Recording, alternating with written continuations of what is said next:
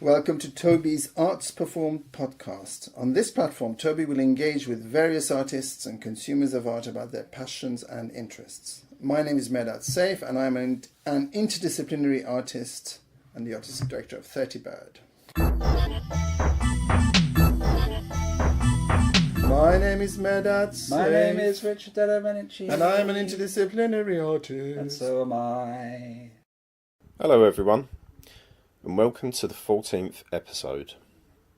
In this episode, Richard and Mehrdad talk about their collaboration, Once I Ran to You, where they perform and present their attempts to bring Chris de Burgh to Iran on a tour. Richard talks about provoking uncertainty in his work, and Mehrdad engages with his interdisciplinary work with architects, scientists and professionals from other fields. Also, Richard has an event at the end of January called An Architecture in Lancaster, which is a continuation of his earlier work, and Mehrdad will be doing another interdisciplinary collaboration in March at the Cambridge Junction. Both Richard and Mehrdad will also be performing Once I Ran to You again at this event. You can find the details for all of their performances at their websites, Dedomenici.com and 30bird.org. Please enjoy. Once I Ran from You. Well, firstly, the title doesn't match with the actual content. Was it just an excuse to make that stupid joke? Yeah. Kind of. The whole event was just an excuse to use that pun. Just to use that pun. That pun came from an idea that I had about 10 years ago to make a film for the Iranian Tourist Board. Because I thought you could rework the song Tainted Love by Soft Cell. I didn't realise it was a cover version at the time, actually, but it is. Because the actual lyric is once I ran To you. Now I run from you. Yes. Yeah. Which actually, if you use the original lyrics, that wouldn't be a very good sentiment for a tourist video. So, but I thought by flipping the lyrics, so it's the other way around. Once I ran from you, now I run to you. It would be indicative of changing of attitudes in terms of people holidaying abroad from the West to Iran, which I think would be a good thing. I imagined some people running down a beautiful Iranian beach, and then there's a kind of freeze frame, and then when it goes I ran, then it would just say I ran. Yes. Visit www.tourismiran.com. Richard and Dedomenici sort of bringing the Iranian industry back to life single-handedly. Single-handedly, yeah. Yes. Because at the time I think it needed a bit of stimulus. I'd seen the Concorde, and I thought, I would like to go to Iran one day. I don't know if they like the music of Mark Almond. Well, they seem to like the music of Chris de Burgh, which was the point of the... Well, that's another thing, because in the narrative in the story, to take that pun further, the beginning is that, Chris de Burgh, do a project with Chris de Burgh, no, and then okay, so it's Once I Ran from You. It's true, actually, in a way. I think it's a metaphor for, you trying to run away from the idea of making a project about Chris de Burgh, isn't it? I hadn't thought about it like that. There you go. Oh my God. So to give the listeners some context and content. Yeah. I came to see you at the Green I Rooms still Hotel. don't know whether to call it a presentation or a performance. Well, yes, I get that a lot. Do you? Yeah, You're a bit more theatrical, but people are often like, I don't know if that was necessarily a performance, Richard. Only a little bit more. Let's call it a performance lecture, maybe just a performance talk. lecture. That makes sense. I don't know, performance lecture. I've seen performance lectures, and they normally involve a bit more performance. Then again, we did sing. There was some karaoke. No, but performance these days, you don't define performance just purely through theatricality. Right. That's an old-fashioned way of looking at it in a sense. Yeah. Well, There's all sorts of performance forms, and in fact they're changing more and more. One of the things I would say, for me personally, I started from theatre, but actually I've dragged you down to my level. Well, yeah. I've destroyed you and others. your fourth wall. But before Richard completely dragged me down to his level, I kind of I found that because I'm Iranian, but I had a French education, but also I've grown up in England as well. I found that those kind of closed disciplines, in some ways, couldn't cope with the multiplicity of references, and they always wanted it to get fitted into a form. That's why I kind of began to fall out with theatre as well. It's like, oh no, but this doesn't make sense. So in a sense, what we did was definitely a performance.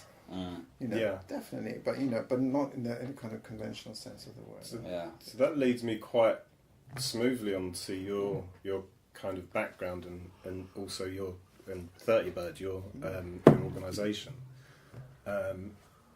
So from what I understand, from what I read from the website, it's a lot to do with multidisciplinary interaction between artists and scientists and architects and different people from different fields. Yeah. We call it interdisciplinary rather than multidisciplinary. Right. So we get into the academic definitions of multidisciplinary using different disciplines but within a same form, as interdisciplinary is really inviting people from different disciplines to step outside their comfort zones. Right. And then discover how they can work together, and that might sometimes. So is that create new forms. That particular to your stepping outside the comfort zones? Is that particular to what you envisioned? Well, I had to work with him, didn't I? It's true. I think with both of us it was quite not uncomfortable, but it was certainly a bit different. Oh yeah, to begin with, we were kind of thrown together. We were forced into it by Anthony Roberts. But neither of us were quite sure if it was a good idea. Yeah, well, not you personally, but it was. I was never sure about the project in itself. Yeah. To begin with, I was like, God, I'm still not quite sure about it. But interdisciplinary in that sense, rather than and that's mainly because, as I say, that's in when there was a point where we were a resident company at Lyric Theatre, we were doing experimental theatrical productions, being kept pushed into doing straight theatre, and also I wanted to experiment, to go into sites and work with other people, and that was just not possible within that framework. And we had lots of facilities we had to give up as a result in order to be able to then go and explore and find new ways of doing things. So would I be right in thinking that your educational background and your kind of cultural background being made up of very many different parts has influenced your interdisciplinary vision? Yeah, well, I studied physics and maths for A-levels, which I just about passed. I hated it at the time because I was going to become a good civil engineer, like another 100,000 boys.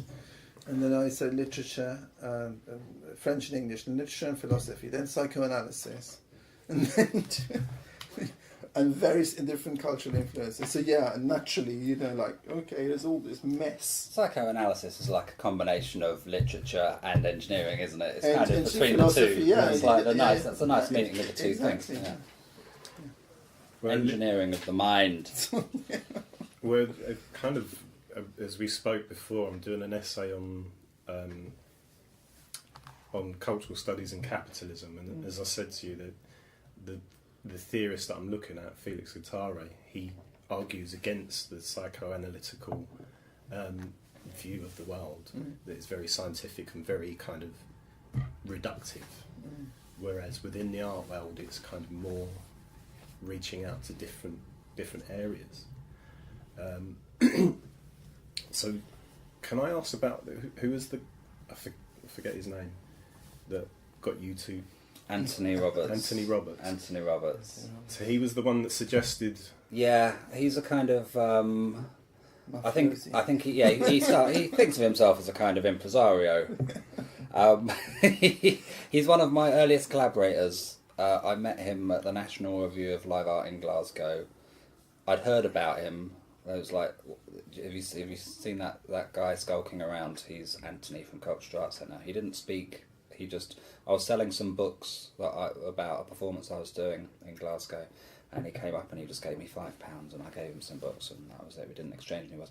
And then a few weeks later, he called me up and said, let's make a piece of work. I want to commission a piece. This was my first ever commission, my first paid commission after I left university. And he gave me £300, which was Arts Council money, because he's the director of Colchester Arts Centre. And he said, you can do whatever you want with this £300, but you've got to come back 24 hours later and explain what you've done with the money. So it was quite an open commission, and it was quite controversial. It was designed to be a bit controversial and get a bit of local news coverage, you know, artists wasting public money sort of thing. And it exploded. We ended up on the Today programme on Radio 4, being interviewed by John Humphreys, and it created a bit of a storm. So that was our first ever collaborative thing, and then we've just been doing ridiculous things ever since. So what was the actual piece that you did? What was the, I don't know what to call it, the £300 thing? Yeah. I did a series of little experimental interventions and ideas, sort of performances in the street and stuff that up until then I hadn't been able to justify doing because they were too expensive and I didn't have the money to do them. Right. For instance, what did we do? I did something called Milky Bars Are On Me, in which we tested out whether or not, based on the premise of the Milky Bars advert, where the Milky Bar kid gives out Milky Bars and everyone goes yay and takes them. I wanted to know if that would happen in real life, so I bought lots of Milky Bars and I just went walking around Colchester saying Milky Bars are on me to see if people would actually. People were quite suspicious of someone offering free chocolate in the streets. This was 10 years ago. Now I think you'd probably get beaten up.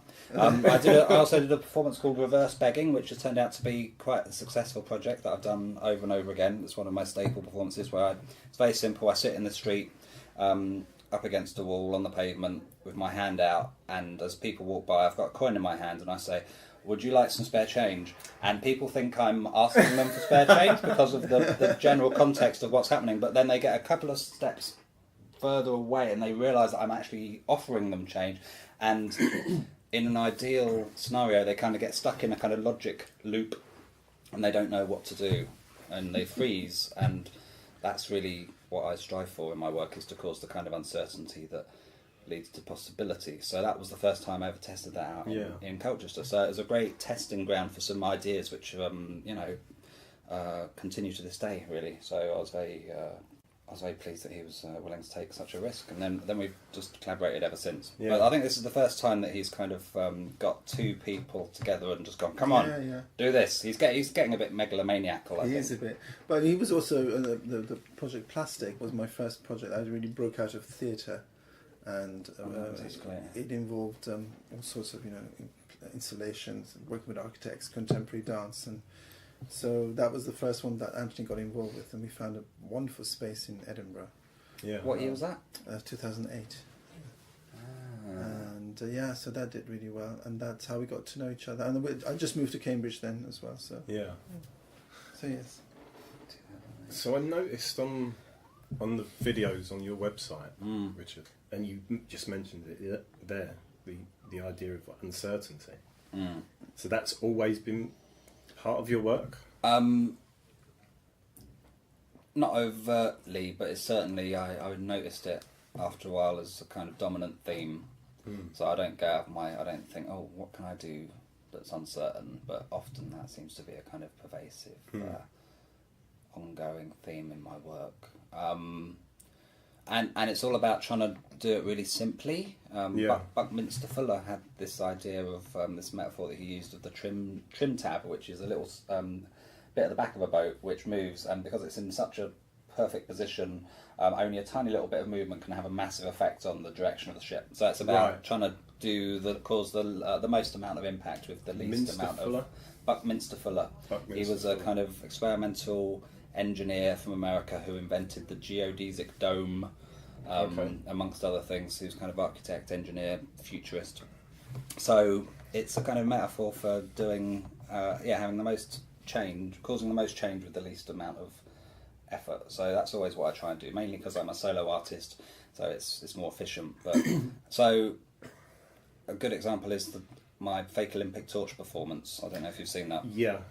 I might have shown a clip of it at the hotel. Which is very simple, just running down the street holding a torch a fake Olympic torch made of sequin waste, which isn't against the law. But if you time it rightly, if you time it correctly, timing is everything normally with these things. You have to be after the sponsorship vehicles, because then people believe you're the real torch, but you don't want to be too far behind the sponsorship vehicles, then the actual torch will come, and then it's surrounded by so many police that they will just beat you up, so you've got to kind of time it so you're equidistant. If you time it correctly, it causes complete uncertainty amongst everybody, participants, spectators, the police, the organisers, so pedestrians. So, that's a good example of, my ongoing... I do want to briefly ask you about the thing you did in China. Yeah. Where you went with someone to play for... That was Anthony Roberts. Oh, that was Anthony Roberts. Anthony Roberts. Right. Me and Anthony Roberts went to Beijing.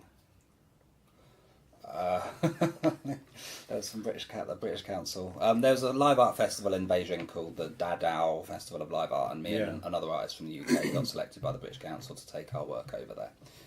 Kira. Did they know what you were going to do? Kira O'Reilly. I think we kept it pretty vague. Because that's kind of effectively doing... So, to give context, you played several songs from... We dressed up as the Rolling Stones. We had a portable amplifier. Anthony had an electric guitar. I had a microphone. And we wandered the streets of Beijing singing 4 Rolling Stones songs that had been banned by the Chinese government because the lyrics contravened their strict censorship laws. I Can't Get No Satisfaction, Beast of Burden, Let's Spend the Night Together, and Brown Sugar. So effectively, you with Arts Council money, you broke the law. Yeah. In China. Like the Rolling Stones have been banned from singing those songs when they did their tour of China. So I don't know whether or not, I think it's a grey area whether or not anyone singing that song in the street is breaking that same law or not. Oh, okay. It was certainly a bit of a provocation to and I think I purposely. There was a kind of don't ask, don't tell, I think, or arrangement with the festival, so I wouldn't have, because I didn't want them to get into trouble. Yeah. Because they were Chinese. Yeah, of course. Yeah. They're locals, and they're going to get into trouble if something kicks off. Whereas as a Westerner, you have a little bit as a white man from the UK. I recognise that I have a certain amount of privilege. In the world that enables me to get away with stuff that local people can't always do. Were you ever in danger when doing that? I don't think anyone... We weren't... Because the thing is, like, a lot of... Some other performance artists from the UK I know have gone to, like, Tiananmen Square and started doing a performance in the street, and then they get arrested, and it's pretty obvious that that's going to happen. Like, it's really, It's, so I don't see it as a challenge to get arrested. I think it's easy to get arrested. Anyone can get arrested. I see it as a challenge not to get arrested. So I didn't want to go and do something overtly provocative in Tiananmen Square. So we were kind of in the 798 district, which is the kind of art annex ghetto where all the artists are allowed to have their galleries on the edge of town. So I don't think we even saw any police. We confused a few security guards, but it was weird enough and surreal enough, and we were, it was perambulatory, so we were gone in 30 seconds. I don't think anyone really understood what was going on, or by the time they did, it was too late. So that's often another thing that I do. I'm often very fast. Like the Olympic torch is good because it's fast. By the time the police realise that I'm not the real torch, I'm 200 metres down the road. So I think you get a similar thing with your work that you do, but staying on you for a moment, kind of you briefly spoke about people that go to Tiananmen Square and make those kind of obvious artistic statements, kind of political statements. What is it that you're trying to do specifically? Is it specifically to do with uncertainty and making people think? I don't want to be obvious. I don't want to be obvious as to my intentions necessarily. I quite like the confusion element. Yeah. A lot of the people thought the Olympic torch was real. Yeah. Or those that thought it was fake thought I was just an enthusiast who just really wanted to do it because I loved the Olympics so much. So I'm okay with people not getting what it's about. Well, I can tell you just in trouble in Cambridge when Richard did it, and all these Coca-Cola trucks and all these kind of commercial vehicles going. We were standing with our kids, thinking, "Oh God, is this depressing?" It's just all this, and then suddenly you get Richard running, and that irrespective of whether people thought it was real or not, it was like suddenly completely interrupted this commercial aspect of it. You know what I mean? Can I just say, I don't think I did the performance in Cambridge. Didn't you? I don't think I did it in Cambridge. So I think either Mehrdad just saw the actual torch the video. and thought it was me, or he's this is why I do what I do. See, even he thinks that confusion. I often get credit for performances that I didn't do, and I just accept it because there's no point. There's no point trying to deny it. I did do it in Colchester and Norwich. Did you? Yeah, but I don't think I did it. I asked the Junction, but a lot of people were very scared to help with that project. Like no big organisations. I know what happened. There were some Syrian protesters Yeah. who sort of ran in the middle with their things. So maybe I got that. You're Right. floating things in your mind, which I like. But the principle of what I'm saying, nevertheless, is still true. the wider truth. Even though it's undermined by the maestro. No, but I think it's interesting, isn't it? That I only did it because it's interesting in the context of what we're talking about, making kind of weird, confusing art. Exactly. Well, what really, I mean, this is for my own indulgence, really. There's one piece that really, I just absolutely love it, that you did, and that's where you dressed up as I don't know, what, like a junction box. Like a street utility cabinet. Yeah. Yeah. Mm. What was that all about? I would have loved to have been there to see it, but what was that all about? That was brilliant. Yeah, that confused people. Well, it was for a show about Counterpoints Arts, who make a lot of work about refugees. Yeah. They organise Refugee Week. They were organising a show called Displaced, and at the time there were lots of stories in the press about how lots of migrants in London were sort of living like 10 people in a shed in a back garden and stuff like that. So it was a lot of landlords exploiting people in London. Yeah. And for a long time I've been thinking about doing a project where I'd... there's a lot of homelessness in London, but there's temporary homeless structures now in London. It's almost like kind of shanty-esque structures. But obviously they get moved along because they don't look permanent. They don't look like they're supposed to be there. So for a long time I've been trying to work on a project which is happening next year, in which I build a piece of architecture that looks real, looks like it's always been there, but actually is a itinerant structure. And this was the first attempt at that because it's very small. Obviously, it's quite hard to live in such a structure. But it was just a test of a proof of concept, really. Yeah. And that was the third prototype I'd made. I'd done it a few times before. The first one was far too heavy. I worked with this guy. He built a beautiful structure, but it was like had a metal frame and he couldn't lift it. So I did another one at the University of Essex, but it was just made out of plastic and it didn't look realistic enough. Yeah. This version was a combination of the two things. It had a plastic under structure, but it was painted with the proper, the anti-graffiti paint. Yeah. No, not anti-graffiti, anti-built fly poster. It's got the kind of bobbly bit, so you can't stick stuff on it. That was the thing that made it really realistic looking, because it looked like it was a metal box, but actually it was really lightweight.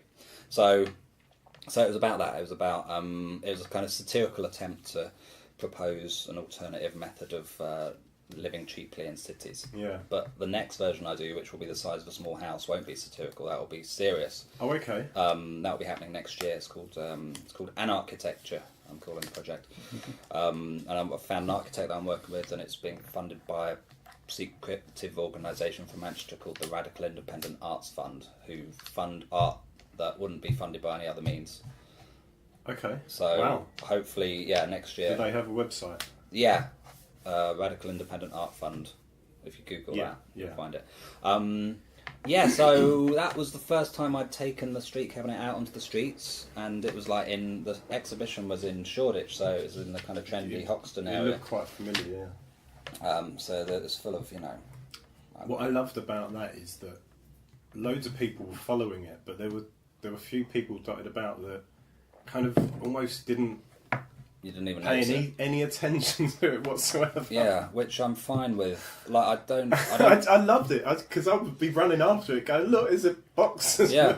Well, I know. I walk through London and I don't pay attention to a lot of stuff. You put blinkers on when you're in a hurry and you don't want to get stopped by charity muggers and. It's harder and harder to do performance art because a lot of the language has been co-opted by kind of corporate interests. Flash mobs used to be a radical art form, and now it's just used in mobile phone commercials, and everything gets co-opted so quickly, which is inevitable. It's and it's always stripped of its subversive content and just used for commercial reasons. And that's inevitable, but you just have to keep on trying to think up new ways to invent things. That piece is going to be on display at an exhibition in Lancaster in January. What's the name of the show? I'll send you some information about it. Oh yes, please. So they're going to, that's the street cabinet's going to be transported. Anyway, it folds up into a kind of flat pack thing, so you can transport it on a little trolley. Right. Yeah. So, okay. It all kind of fits into the lid, so it's supposed to be kind of modular, and the next version will have solar panels on it, so you can have a little kettle in there. Ah, right. Ideally, it would be big enough that two people could sit inside and have a private conversation without being, monitored by surveillance all the time. So will there be a satirical element to it at all? Or will it just be kind of quite a serious... Well, just because of its ridiculously small size, the street cabinet is quite satirical, I think, because I don't think you could realistically live in it. But the version that will be the size of a house will be much more serious in tone, because if it works, if no one notices it, we'll deliver it on the back of a flatbed truck in the middle of the night, plonk it on the pavement. Hopefully people won't notice it. If they do notice it, they'll think it's there officially, because they'll think because you wouldn't expect anyone to just put a building on the street like that. If it works, then it has the potential to destabilise the property market in London. Okay. And I'll advocate that if it works, other people can do the same thing, and it's Yeah. How else can people live in London? Unless there's a dirty bomb, I don't see any other way that people can live in London these days. It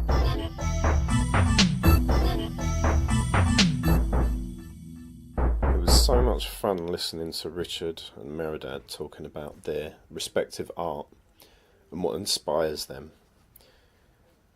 And the next episode will delve further into Mehrdad's cultural and educational background and how it influenced his interdisciplinary work. And I'll be talking more with Richard about provoking uncertainty in his work. See you next time.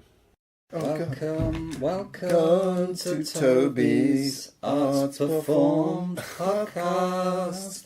On this platform, Toby will engage with various artists and consumers of art about their passions and interests.